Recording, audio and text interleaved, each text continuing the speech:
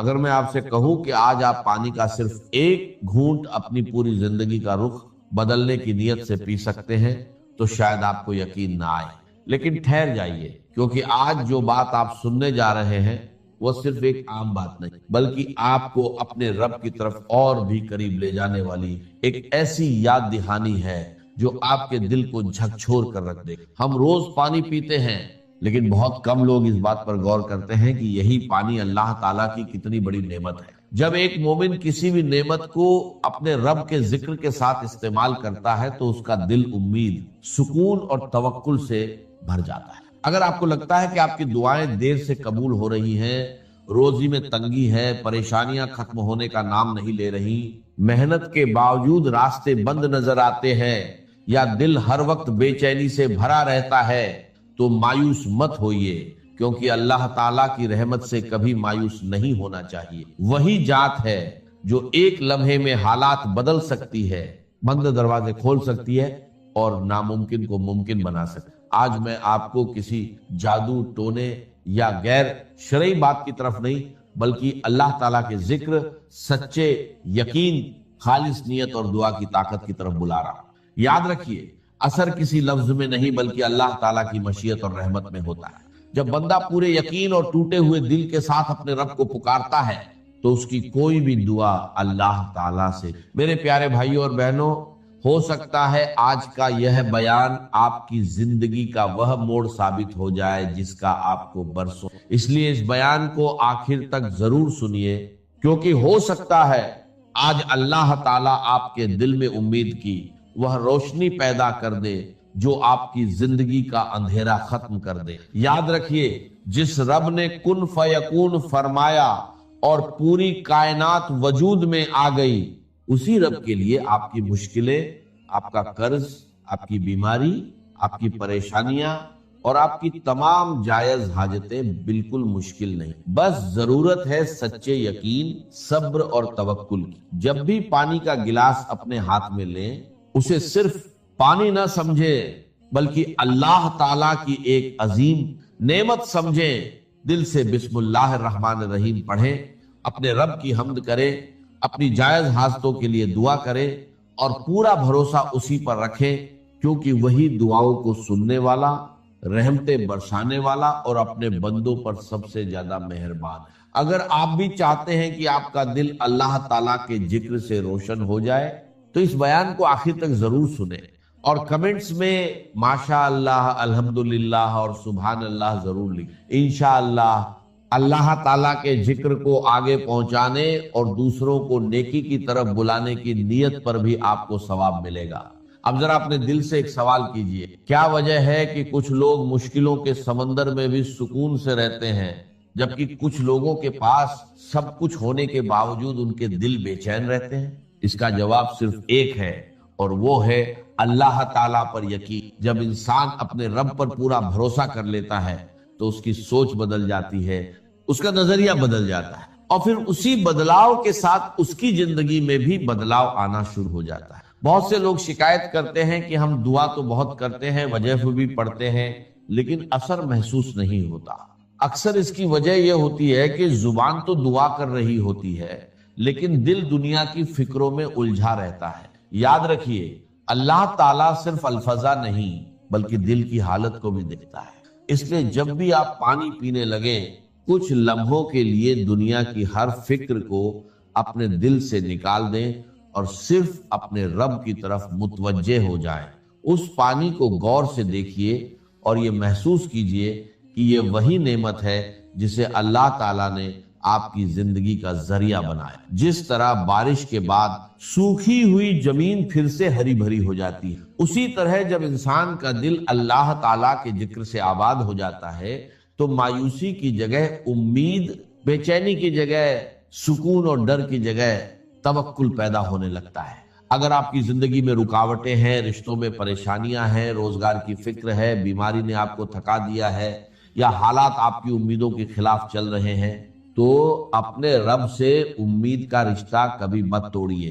ہو سکتا ہے جس چیز کو آپ دیر سمجھ رہے ہو اسی میں اللہ تعالیٰ کی سب سے بڑی حکمت چھپی ہو۔ اسی لیے صبر کیجئے، دعا کرتے رہیے اور اپنے دل کو اللہ تعالیٰ کے ذکر سے زندہ رکھیں۔ یاد رکھیے، جس دل میں اللہ تعالیٰ کی یاد بس جاتی ہے اسے دنیا کی کوئی طاقت ہمیشہ کے لیے توڑ نہیں۔ جب آپ کا بھروسہ اپنے رب پر مضبوط ہو جائے گا تو آپ کے چہرے پر سکون، آپ کی باتوں میں نرمی اور آپ کے اخلاق میں ایسی مٹھاس پیدا ہوگی جسے لوگ خود محسوس کریں گے۔ یہ کسی انسان کی طاقت نہیں بلکہ اللہ تعالیٰ کی رحمت اور اس کے ذکر کی برکت ہوتی ہے۔ اسی لیے اس سفر میں میرے ساتھ بنے رہیے، کیونکہ ابھی سب سے اہم بات آنا باقی ہے، اور انشاءاللہ آگے میں آپ کو بتاؤں گا کہ کس طرح پورے یقین، توکل اور خالص نیت کے ساتھ اپنے رب سے دعا کرنی ہے تاکہ آپ کا دل پہلے سے کہیں زیادہ اس کے قریب ہو جائے۔ اب تک آپ نے یہ سمجھ لیا ہوگا کہ اصلی طاقت کسی چیز میں نہیں بلکہ اللہ تعالیٰ پر سچے یقین، توکل اور اس کے ذکر۔ جب انسان اپنے دل کو دنیاوی ڈر، مایوسی اور بے بسی سے خالی کر کے صرف اپنے رب پر بھروسہ کر لیتا ہے تو اس کی زندگی میں ایسی برکتیں آنا شروع ہو جاتی ہیں جن کا وہ پہلے صرف تصور کرتا ہے۔ اگر آپ کو لگتا ہے کہ آپ کے کام بار بار بگڑ جاتے ہیں، محنت کے باوجود کامیابی نہیں ملتی، کاروبار میں رکاوٹ ہے، روزگار کے دروازے بند ہیں، گھر میں بے چینی رہتی ہے، یا ہر طرف سے مایوسی نے آپ کو گھیر رکھا ہے، تو سب سے پہلے اپنے رشتے کو اللہ تعالیٰ کے ساتھ مضبوط کی، کیونکہ جب بندہ اپنے رب کے قریب ہو جاتا ہے تو اس کا دل مضبوط ہو جاتا ہے اور وہ ہر حال میں امید کے ساتھ آگے بڑھے۔ جب بھی آپ پانی پیئے پورے ادب کے ساتھ بسم اللہ الرحمن الرحیم پڑھے، اپنے دل میں اپنی جائز حاجت کو رکھیں، اللہ تعالیٰ سے گڑ گڑا کر دعا کریں اور یہ یقین رکھیں کہ وہ آپ کی ہر بات سن۔ ہو سکتا ہے آپ کی دعا کا جواب اسی وقت نہ ملے، لیکن اللہ تعالیٰ کبھی اپنے بندے کی سچی پکار کو نظر انداز نہیں کرتا۔ وہ اپنے علم اور حکمت کے مطابق سب سے بہتر فیصلہ کرتا ہے۔ اس لیے جلدی بازی نہ کرے بلکہ صبر اور استقامت کے ساتھ اپنے رب سے جڑے رہے۔ یاد رکھیے، جس انسان کا دل اللہ تعالیٰ کے ذکر سے روشن ہو جاتا ہے، اس کے چہرے پر سکون، اس کی باتوں میں اثر اور اس کے کردار میں ایسی خوبصورتی آ جاتی ہے جسے لوگ خود محسوس کرنے لگتے ہیں۔ یہی اصلی دولت ہے، یہی اصلی کامیابی ہے، اور یہی وہ نعمت ہے جو انسان کو دنیا اور آخرت دونوں میں سرفراز کرے۔ اگر آپ چاہتے ہیں کہ آپ کے گھر میں برکت ہو، آپ کے دل کو سکون ملے، آپ کی جائز دعاؤں کی قبولیت کے راستے آسان ہوں اور آپ کا رشتہ اپنے رب کے ساتھ پہلے سے کہیں زیادہ مضبوط ہو جائے، تو اللہ تعالیٰ کے ذکر کو اپنی روزمرہ کی زندگی کا حصہ بنا لیجیے۔ یقین مانیے، جو انسان ہر حال میں اپنے رب کو یاد رکھتا ہے، اللہ تعالیٰ بھی اسے کبھی اکیلا نہیں چھوڑتا۔ اس لیے اس بیان کو آخر تک ضرور سنیے، کیونکہ سب سے اہم بات اور وہ عمل جسے آپ کو پوری توجہ اور صحیح طریقے سے کرنا ہے، اب اگلے حصے میں آنے والا ہے، اور اب وہ اہم حصہ آ گیا ہے جس کا آپ شروع سے انتظار کر۔ سب سے پہلے اپنے دل کو ہر طرح کی نفرت، بدگمانی اور دنیا کی فکروں سے خالی کر دی، کیونکہ اللہ تعالیٰ کے سامنے وہی دعا زیادہ خوبصورت ہوتی ہے جو ٹوٹے ہوئے دل، خالص نیت اور مکمل توکل۔ جب بھی آپ کو پیاس لگے یا آپ پانی پینے لگیں، گلاس کو اپنے داہنے ہاتھ میں پکڑے، بسم اللہ الرحمن الرحیم پڑھیں، کچھ لمحوں کے لیے اپنی نگاہ پانی پر رکھیں اور پورے یقین کے ساتھ اپنے رب سے اپنی جائز حاجت کے لیے دعا کریں۔ یہ سمجھیے کہ آپ اس ذات سے بات کر رہے ہیں جو آپ کی ہر آواز سنتی ہے، آپ کے دل کا ہر راز جانتی ہے اور آپ کی شہرت سے بھی زیادہ قریب۔ اپنی پریشانی، اپنا درد، اپنا قرض، اپنی بیماری، اپنی روزی، اپنی اولاد، اپنے گھر اور اپنی ہر جائز تمنا کو پورے ادب کے ساتھ اللہ تعالیٰ کے سامنے پیش کر دی، پھر سکون سے وہ پانی پی لیجئے اور اس کے بعد اپنے رب پر بھروسہ رکھیں۔ یاد رکھیں، دعا کا مطلب صرف اپنی بات کہنا نہیں بلکہ اللہ تعالیٰ کے فیصلے پر راضی رہنا بھی ہے۔ کبھی اس کی حکمت ہماری سمجھ سے اوپر ہوتی ہے، لیکن اس کا ہر فیصلہ ہمارے حق میں بہتر ہوتا ہے۔ اس لیے اگر کسی دعا کی قبولیت میں دیر ہو جائے تو مایوس مت ہوئیے، بلکہ اپنے یقین کو اور مضبوط کیجئے، کیونکہ اللہ تعالیٰ اپنے بندوں کو کبھی چھوڑتا نہیں۔ جو انسان ہر حال میں اپنے رب کو یاد رکھتا ہے، اس کا دل سکون پاتا ہے، اس کی زندگی میں برکت آتی ہے اور وہ ہر مشکل کا سامنا ہمت اور صبر کے ساتھ کرتا ہے۔ میری دل سے دعا ہے کہ اللہ تعالیٰ آپ کی تمام جائز دعائیں قبول فرمائے، آپ کے رزق میں برکت عطا فرمائے، آپ کے گھر سے پریشانیاں دور کرے، آپ کو صحت، आफियत और दिल का सुकून नसीब फरमाए, आपकी मुश्किलों को आसानी में बदल दे और आपको हमेशा अपनी रहमत और हिफाजत में रखे। अगर आपको यह बयान पसंद आया और आपने इसे आखिर तक सुना तो कमेंट में अपना नाम जरूर लिखें और माशा अल्लाह, अल्हम्दुलिल्लाह और सुभान अल्लाह लिखकर अल्लाह ताला के जिक्र को आगे पहुंचाने में हिस्सा बने। हो सकता है आपकी एक दुआ, आपका एक नेक कमेंट या आपकी एक आमीन किसी दूसरे मुसलमान के लिए रहमत का झरिया बन जाए और अल्लाह ताला उसी नेकी की बरकत से आपकी जिंदगी में भी ऐसी खुशियां, आसानी और बरकत अता फरमा दे जिनकी आप लंबे अरसे से दुआ कर। कि पहले रसूल आते थे अपनी अपनी कौमों की तरफ सिर्फ, लिहाजा आपको इन रसूलों के ज़िम्मन में मिलेगा या कौमे इब्दुल्लाह मा लकुम मिन इलाहिन गैरुह, ऐ मेरी कौम के लोगों, अल्लाह की इबादत करो, अल्लाह की बंदगी करो, अल्लाह की परस्तिश करो, उसी को अपना महबूब असली बनाओ और उसके हर हुक्म की इताअत करो। या कौमे इब्दुल्लाह मा लकुम मिन इलाहिन गैरुह, नबी अकरम सल्लल्लाहु अलैहि वसल्लम पर आकर, क्योंकि आपकी बेइज्जत है पूरी नौ इंसानी के लिए, तो अब या कौमे का लफ्ज नहीं रहा, या अय्युहन्नास, ऐ लोगो, ऐ बनी नौ इंसान, या अय्युहन्नास उबुदू रब्बकुमुल्लज़ी खलक़कुम वल्लज़ीना मिन क़ब्लिकुम लअल्लकुम तत्तक़ून, ऐ लोगो इबादत करो, बंदगी करो, परस्तिश करो अपने उस रब की जिसने तुम्हें भी पैदा किया और जो तुमसे पहले थे उनको भी पैदा किया ताकि तुम बच। ये क्यों कहा दोहरा कर तुमसे पहलों को भी पैदा किया? इसलिए कि अक्सर बेशतर गुमराह लोग मुशरिकीन क्या कहते थे अपने रसूलों से कि हम तो बस भी अपने आबा व अजदाद के रास्ते पर चलेंगे, माँ वजदना अलैहि आबाना, जिस तरीके पर, जिस तर्ज अमल पर हमने अपने आबा व अजदाद को पाया है हमने उसी पर चलना। तो वाज़ेह कर दिया तुम भी मखलूक हो, वो भी मखलूक थे, तुम भी इंसान हो, वो भी इंसान थे, तुमसे भी गलती हो सकती है, उनसे भी हो सकती थी। लिहाजा ये उसूल नहीं है कि जो भी आबा व अजदाद की रीतें हैं, रस्में हैं, तरीके हैं और जो उनके अकीदे हैं उन्हीं को आप लेकर चले, बल्कि आप तो तलाश करें सही अकीदा क्या है, सही जिंदगी गुजारने का तरीका क्या है, उसको इख्तियार करें। या अय्युहन्नास उबुदू रब्बकुमुल्लज़ी खलक़कुम वल्लज़ीना मिन क़ब्लिकुम लअल्लकुम तत्तक़ून, ताकि तुम बच जाओ जहन्नम की आग से। ये जो मैंने बताया कि इताअत कुल्ली, हमा तन, हमा वक्त, हमा वजूह, जुज़वी इताअत नहीं, बस ये जरा नोट ऑफ कॉशन है। अगर हम अल्लाह का एक हुक्म मानेंगे एक नहीं मानेंगे, ये जुज़वी इताअत है, ये अल्लाह को कबूल नहीं है। अल्लाह की तरफ से तो यूं समझिए कि पैकेज डील है, टेक इट और लीव इट, लेना है तो पूरा लो वरना दफा हो। अल्लाह को तुम्हारी जरूरत नहीं है, तुम्हें अल्लाह की जरूरत। या अय्युहल्लज़ीना आमनू उदखुलू फिस्सिल्म काफ़ा, ऐ ईमान वालो इस्लाम में दाखिल होना है तो पूरे के पूरे, अधूरे नहीं। और सूरह बकरा की आयत नंबर 85 के अंदर तो जो वईद आई है, अफतुमिनूना बिबाज़िल किताब व तकफुरूना बिबाज़, क्या तुम हमारी किताब, हमारी शरीयत के कुछ हिस्से को मानते हो और कुछ को रद्द करते हो? फमा जज़ाउ मन यफ़अलु ज़ालिका मिनकुम, तो जो कोई भी तुम में से ये रविश इख्तियार करेंगे उनकी कोई सजा इसके सिवा नहीं है। कान खोल कर सुनिए, उनकी कोई सजा इसके सिवा नहीं है कि दुनिया में जलीलो खार कर दिए जाए और क़यामत के दिन युरद्दूना इला अशद्दिल अज़ाब, शदीद तरीन अज़ाब में झोंक दिए जाए। वमल्लाहु बिगाफिलिन अम्मा तामलून, अल्लाह गाफिल नहीं है, बेखबर नहीं है, लाइन नहीं है उससे कि जो तुम कर रहे। तुम अपनी दाढ़ियों के तूल से अल्लाह को धोखा नहीं दे सकते, तुम अपने पायजामों को टखनों से ऊपर रख के अल्लाह को धोखा नहीं दे सकते कि तुम बहुत मुत्तबे रसूल हो। तुम अपने उम्रों और हजों से अल्लाह को धोखा नहीं दे सकते। अल्लाह हराम की कमाई से हज किया है, हराम की कमाई से उम्रा किया है, तो ये जो जुज़वी इताअत की कोई इताअत नहीं, अल्लाह को कबूल नहीं।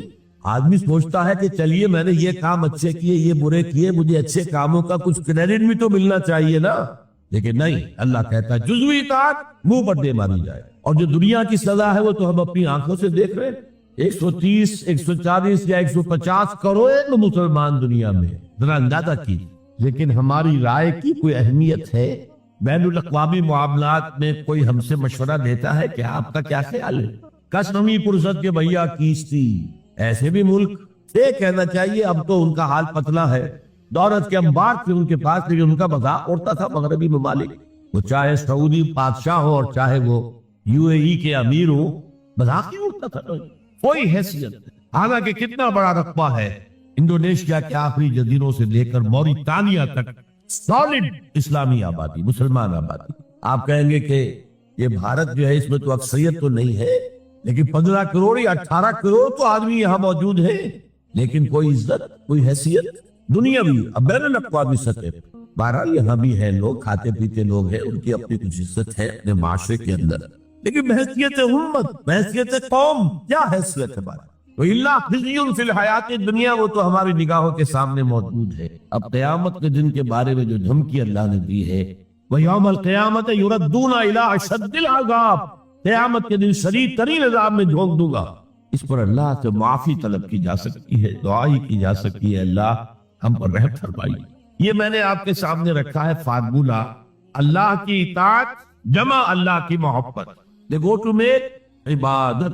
یہی دو الفاظ آتے ہیں اللہ کے رسول کے لیے بھی صلی اللہ علیہ وسلم۔ اللہ کے رسول کی اطاعت یہ تو اسلام کا بنیادی تقاضا ہے، اطیعوا اللہ واطیعوا الرسول فإن تولوا فإن اللہ لا يحب الکافرین۔ اطاعت کرو اللہ کی، اطاعت کرو رسول کی، پھر اگر یہ منہ موڑ لے تو اللہ کو ایسے کافر بالکل پسند نہیں، تو کفر کا فتویٰ ہو رہا۔ لیکن اللہ کے رسول کی اطاعت کے ساتھ محبت کو جمع کیجئے۔ میں نے ابھی آپ کو حدیث سنائی ہے، حضور نے فرمایا لا یؤمن احدکم حتی اکون احب الیہ من والدہ وولدہ والناس اجمعین۔ تم میں سے کوئی شخص مومن ہو ہی نہیں سکتا جب تک کہ میں اسے محبوب تر نہ ہو جاؤں، اپنے باپ سے، اپنے بیٹے سے اور تمام انسان۔ تو اللہ کے رسول کی اطاعت جمع اس کی محبت۔ اس محبت کے ضمن میں ایک واقعہ یاد آیا جس سے اندازہ ہوگا کہ کس قدر اپنائیت تھی، کتنا قرب تھا حضور کے اور حضرت عمر فاروق رضی اللہ تعالیٰ عنہ کی مابین۔ ایک مرتبہ حضور دریافت کرتے ہیں حضرت عمر سے، عمر تمہیں مجھ سے کتنی محبت ہے؟ اب آپ سوچئے، ذرا سا بھی مغایرت کا باریک سا پردہ بھی اگر کہیں ہو تو کیا یہ سوال کیا جا سکتا؟ تو انتہائی قریبی شخص سے کیا جائے گا، تمہیں مجھ سے کتنی محبت؟ عرض کیا آپ مجھے دنیا کے ہر انسان سے بڑھ کر عزیز، فرمایا اور اپنی جان سے؟ اب ذرا سا توقف کیا حضرت عمر نے، الان ہاں اب میں یہ بھی کہتا ہوں کہ آپ مجھے میری جان سے زیادہ عزیز۔ تو حضور نے فرمایا اب آئے ہو مقام مطلوب پر۔ تو رسول کی اطاعت جمع محبت، اس کا نام ہے اتباع، پیروی کرنا۔ فرق کیا ہے؟ اطاعت کی جاتی ہے حکم کی، اور پیروی کی جاتی کسی کے نقش قدم کی، چاہے اس نے حکم دیا ہو چاہے نہ دیا ہو، جو وہ کرتا ہو کرنا، یہ ہے اتباع۔ یہ اطاعت سے بہت بلند سے ہو گئی۔ مثال کے طور پر یہ چھوٹی چھوٹی مثالیں، اصل اتباع کیا ہے وہ میں بعد میں کروں۔ کوئی ایک صحابی بدو باہر سے آئے، ایک ہی دفعہ حضور کو دیکھا، حضور اس وقت اس حالت میں تھے کہ آپ کے بٹن جو ہے پھلے ہوئے تھے گریبان، انہوں نے پھر ساری عمر اپنے گریبان کے بٹن نہیں لگا۔ میں نے اللہ کے رسول کو اس حال میں دیکھا، میں تو ان کی پیروی کروں گا، حضور نے کوئی حکم تو نہیں دیا۔ تو یہ جو محبت، شدید محبت کے تحت جو بات آئے گی اس کا نام اتباع، اور اس اتباع کا مقام کیا ہے وہ آیت میں سنا چکا ہوں آپ کو۔ قُلْ إِن كُنتُمْ تُحِبُّونَ اللَّهَ فَاتَّبِعُونِي يُحْبِبْكُمُ اللَّهُ۔ اے نبی اسے کہہ دیجئے اگر تم اللہ سے محبت کرتے ہو تو میرا اتباع کرو، میرے نقش قدم پر چلو، میری پیروی کرو، اللہ تم سے محبت کرے گا، تم اللہ کے محب نہیں محبوب بن جاؤ۔ اور اگر کہیں کوئی لغزش ہو گئی، کوئی خطا ہو گئی، کہیں جذبات کی رو میں بہہ کر کوئی گناہ کر بیٹھے تو اللہ معاف فرما دے گا، اللہ بڑا غفور ہے، اللہ بڑا رحیم۔ مطلب یہ کہ راستہ تم نے یہ طے کر لیا کہ چلنا مجھے محمد کے پیچھے ہے صلی اللہ علیہ وسلم۔ اب چلتے چلتے کبھی پاؤں پھسل گیا، کہیں گر گئے، کوئی بات نہیں، اٹھو فوراً توبہ کرو اور آگے بڑھو۔ تو خطا اگر ہوتی جائے گی، کہیں لغزش ہو جائے، کہیں چلتے چلتے پاؤں پھسل جائے کیچڑ میں، یا کوئی کیلے کا چھلکا آ گیا پاؤں تلے، گر گئے، کوئی حد نہیں، اٹھو دوبارہ، لیکن نقش قدم جو ہے محمد کا صلی اللہ علیہ وسلم اس پر چلنا۔ یہ اس اتباع کا ذکر آیا ہے سورہ اعراف کی ان آیات میں۔ آپ کو معلوم ہے کہ حضرت موسیٰ علیہ السلام کو جب تورات پر طلب کیا گیا کوہ طور پر تورات دینے کے لیے، تو پہلے 30 دن کے لیے بلایا تھا، پھر 10 دن کا اور اضافہ کر دیا گیا، 40 دن ہو گئے۔ فَتَمَّتْ مِيقَاتُ رَبِّكَ 40 لَيْلَةً۔ اس اسنا میں پیچھے فتنے میں مبتلا ہو گئے بنی اسرائیل۔ سامری اس نے ڈھونگ رچایا اور ایک بچڑا جو ہے وہ سونے چاندی کا بنایا وہ بچڑا ڈھال کر کھڑا کر دیا، اس میں سے کوئی تھوڑی سی آواز بھی نکلتی تھی، کوئی ایسی ہے کہ ہوا گزرتی تھی تو آواز سے آتی تھی۔ کہا یہ ہے تمہارا الہ۔ یہ تو موسیٰ تو بھول گیا کہاں گیا ہے، کوہ طور کے اوپر کس خدا سے ملنے گیا ہے، خدا تو یہ۔ اور بنی اسرائیل کے بہت سے لوگ اس فریب میں آ گئے اور بچڑے کی پوجا کر رہے۔ اب جب حضرت موسیٰ آئے، اور آپ کو معلوم ہے حضرت موسیٰ کا مزاج جلالی تھا، وہ पत्थर की तख्तियां लेकर आए थे कि जिन पर कोहे तूर पर अल्लाह ताला ने अपने अहकाम अशरा जो है 10 कमांडमेंट्स मशहूर वो कंधा करके आपको दिए थे, वो हाथ में लेकर आए। यहाँ मालूम हुआ ये सूरत पेश आ रही है। वो तख्तियां तो आपने जमीन में डाली और फिर जो एहतिसाब किया है, पहले तो अपने भाई हजरत हारून का, उनकी दाढ़ी के बाल पकड़े, उनके सर के बाल पकड़े और खींचा अपनी तरफ। उसने कहा कि भाई मुझे जलील न करो लोगों के सामने। मैंने इन्हें रोका लेकिन ये तो मुझे कत्ल करने पर तुल गए थे, और मुझे अंदेशा ये हुआ कि कहीं आप वापस आकर ये न कहें अनफर्रक़्ता बैन बनी इसराइल, कि तुमने जो बनी इसराइल के दरमियान तफरका पैदा कर दिया। तो मैंने कहा आप ही वापस आकर निपटे। अब पहली बात नोट कीजिए, तारीख इंसानी का ये अजीम वाकया, कई हजार यहूदी अपने अपने कबीले के लोगों के हाथों ज़िबह किए गए। अल्लाह ताला ने हुक्म दिया और हजरत मूसा ने हुक्म दिया, अल्लाह का हुक्म मूसा ने पहुंचाया। ये 12 कबीले में हर कबीले के जिन लोगों ने यह हरकत की है उनको उसी कबीले के लोग अपने हाथ से ज़िबह करें। अब ये बहुत बड़ी तौबा थी, बहुत बड़ी तौबा थी, बहुत बड़ी तौबा थी, अपने कबीले के लोगों को कत्ल कर देना। फिर वो 70 नुमाइंदे लेकर तमाम जो बड़े लोग थे वो तूर पर हाजिर, इज्तिमाई तौर पर अल्लाह से अफ़्व दरगुजर की दरख्वास्त निकल। वहां अल्लाह ने जबरदस्त ज़लज़ला भेज दिया। महसूस हुआ अब सब हलाक हो जाएंगे। हजरत मूसा ने कहा परवरदिगार तू चाहता तो मुझे और इस कौम को पहले ही हलाक कर देता, तू हमें निकाल कर लाया है आले फिरौन के पंजों से, उन्हें हमें निजात दी है, तो परवरदिगार हमारे लिए अपनी रहमत तय कर दे, लिख दे, फक्तुब लना, हमारे लिए तय कर दे, लिख दे अपनी रहमत। उस पर फरमाया अल्लाह ने, देखो मूसा मेरी एक रहमत तो आम है, वसियत कुल्ल शै, रहमती वसियत कुल्ल शै, हर शय के साथ, और एक मेरी खास रहमत है वो मैं लिख दूंगा, तय करके रख दूंगा, लिल्लज़ीना यत्तबिऊन रसूल नबिय्यल उम्मी, उन लोगों के लिए जो मेरे रसूल नबी उम्मी पर ईमान लाएंगे, उनका इत्तिबा करेंगे। यहाँ भी लफ्ज़ इत्तिबा आया और इसमें फिर हुजूर सल्लल्लाहु अलैहि वसल्लम की कुछ शान बयान हुई है, बात लंबी हो जाएगी। और फिर फरमाया ये गोया कि इत्तिबा की तफसीर आ रही है। इत्तिबा का मतलब क्या है? वल्लज़ीना आमनू बिही वअज़्ज़रूहु वनसरूहु वत्तबउ नूर अल्लज़ी उनज़िला माअहु उलाइका हुमुल मुफ़्लिहून।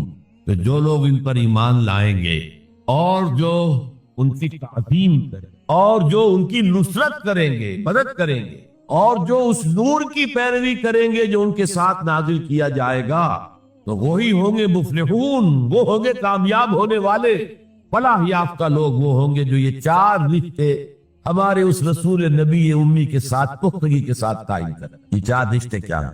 इत्तिबाए रसूल का तकाजा अव्वल तो इन 4 अल्फाज के हवाले से समझिए, फिर जरा एक दूसरे अंदाज में भी बयान करें। वल्लज़ीना आमनू बिही, पहला कदम ईमान, लेकिन ईमान के समझ लीजिए अच्छी तरह 2 दर्जे हैं। आप में से बहुत से हज़रात को मुझे तवक्को है ईमान मुजमल, ईमान मुफस्सल याद होंगे। ईमान मुजमल क्या है? आमनतु बिल्लाहि कमा हुवा बिअस्माइही व सिफातिही व क़बीलतु जमीअ अहकामिही इक़रारुम बिल लिसान व तस्दीकुम बिल क़ल्ब। पहला दर्जा है इक़रारुम बिल लिसान, अशहदु अल्ला इलाहा इल्लल्लाह व अशहदु अन्ना मुहम्मदन रसूलुल्लाह। कोई हो, हिंदू हो, सिख हो, पारसी हो, ईसाई हो, यहूदी हो, ये कलमा पढ़े और वो मुसलमान हो गया।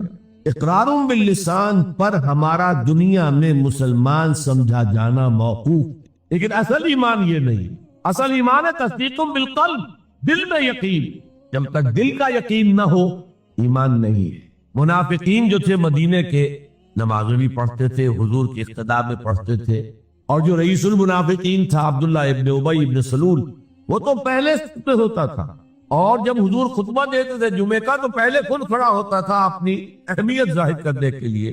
देखो लोगों, ये अल्लाह के रसूल हैं, इनकी बात पूरी तवज्जो से सुनो। ये सिर्फ अपनी चौधराहट के हिसाब के लिए कि मैं बड़ी शेर हूं, इसलिए कि वो खजरज का बड़ा सरदार था। औस और खजरज के 2 अरब कबीले थे मदीने में, जिनमें से कि खजरज का कबीला बड़ा था, औस का छोटा, और खजरज का सरदार ये अब्दुल्ला इब्न उबई, और इसके बारे में ये तय हो चुका था इसे हम अपना बादशाह बना लें। चुनाचे सोने का ताज तैयार हो चुका था, अभी ताज पोशी सिर्फ बाकी थी कि हुजूर तशरीफ ले आए हिजरत फरमाकर, बेताज बादशाह आ गया सल्लल्लाहु अलैहि वसल्लम। लिहाजा इसके सारे ख्वाब जो है वो मुंतशिर हो गए। लिहाजा पहले दिन से पक्का मुनाफिक ईमान लाया, अगर वो भी जरा देर से लाया, ग़ज़वा बदर के बाद लाया। पहले उसने सोचा था अभी तेल देखो, तेल की धार देखो, وہ تیل کی دھار جو نظر آئی غزوہ بدر میں، 313 نے 1000 کو شکست دی، اور یہ نہتے تھے، تلواریں بھی سب کے پاس نہیں تھی، کچھ لوگوں کے پاس تلواریں تھی، اور وہ 1000 کیل کانٹے سے لیس ہو کر مکے سے آئے تھے۔ 70 بڑے بڑے سردار ان کے مارے گئے، عین میدان میں کھیت رہے، اور 70 جو ہے ان کے قیدی بن گئے۔ تب اس نے کہا کہ ٹھیک ہے، اب تو ایمان لے آنا چاہیے، کیونکہ یہ تو معلوم ہوتا بڑی طاقت ہے۔ بہرحال سب سے پہلے میں کہہ رہا تھا کہ ایمان، لیکن ایمان دل سے۔ قرآن مجید نے کیا کہا ان منافقین کے بارے میں؟ اذا جاءک المنافقون قالوا نشهد انک لرسول اللہ۔ پورا منافقون ہے کہ نہیں 28ویں پارے میں؟ اے نبی، جب آپ کے پاس منافق آتے ہو کہتے ہیں ہم گواہ ہیں، ہم گواہی دیتے ہیں کہ آپ اللہ کے رسول ہیں۔ اور اس پر اللہ کا تذکرہ دیکھیے، واللہ یعلم انک لرسول، اور اللہ خوب جانتا ہے کہ آپ ان کے رسول ہیں اس کے۔ اب میں ذرا ترجمہ کیا کرتا ہوں، اللہ سے بڑھ کر کس کو معلوم ہے کہ آپ اللہ کے رسول ہیں؟ لیکن واللہ یشہد ان المنافقین لکاذبون، اللہ گواہی دیتا یہ منافق جھوٹے۔ مسلمان تو وہ تھے، کلمہ گو تھے، حضور کی امامت میں نمازیں پڑھ رہے تھے، لیکن منافق تھے، اللہ نے منافق قرار دیا، دل ایمان سے خالی تھے، بلکہ ہوتے ہوتے دلوں کے اندر حضور سے عداوت پیدا ہو گئی، اہل ایمان سے عداوت پیدا ہو گئی۔ اسی سورہ مبارکہ میں آگے چل کر آتا ہے ہم العدو فاحذرہم، اصل دشمن یہ ہے، یہ مارے آستین ہے۔ جو کافر ہے وہ تو باہر سے حملہ کرتے ہیں، پتہ چلتا ہے، سامنے سے آ کر لاٹھی مار رہا ہے کوئی آپ کو، یہ تو آپ کے آستین کے اندر بیٹھے ہوئے ہیں مسلمان بن کر، اور یہ وہاں سے ڈنک ماریں گے، مارے آستین۔ بہرحال اب ہم میں سے ہر ایک کو جائزہ لینا ہوگا، اپنے گریبان میں جھانکیں، اپنے دل کی گہرائیوں کو ٹٹولیں، یقین والا ایمان ہے ہمارے پاس یا نہیں؟ یہ یقین والے ایمان کا میں اگر آپ کو انگریزی میں ترجمہ کر کے بتاؤں تو شاید آپ زیادہ بہتر سمجھیں۔ پرسنل کنوکشن اس ریشیل کریڈ۔ ہم ایک نسل ہے، اپنے والدین سے ہم نے کچھ چیزیں سیکھی ہیں، والدین اس میں بلیو کرتے تھے، اللہ، رسول، قرآن، کتاب، جنت، دوزخ، قیامت، ہم بھی مانتے ہیں، بس اس ریشیل کریڈ۔ یہ تو ایک نسلی عقیدہ، اصل سے جو ضروری ہے پرسنل کنوکشن، اپنا یقین، ذاتی یقین۔ تو سب سے پہلے تو اللہ کے رسول صلی اللہ علیہ وسلم کی رسالت پر یقین، اور میں نے آپ کو حدیث سنائی تھی ابھی، لا یؤمن احدکم حتی یکون ہواہ تبعا لما جئت بہ، تم میں سے کوئی شخص مومن نہیں ہو سکتا جب تک اس کی خواہش نفس تابع نہ ہو جائے اس ہدایت کے، اس قرآن کے، اس شریعت کے، ان احکام کے جو میں لے کر آیا۔ اگر خواہش نفس اوپر ہے اور اللہ کا حکم نیچے ہے تو مومن کہاں سے ہوئے تھے؟ اللہ کے حکم سے نماز تو پڑھتے ہو، روزہ رکھتے ہو، سودی کاروبار کرتے ہو، اور اللہ کے حکم کو پاؤں تلے رگڑتے ہو، یہ کیا اسلام ہے؟ یہ تو وہی ہے، افتؤمنون ببعض الکتاب وتکفرون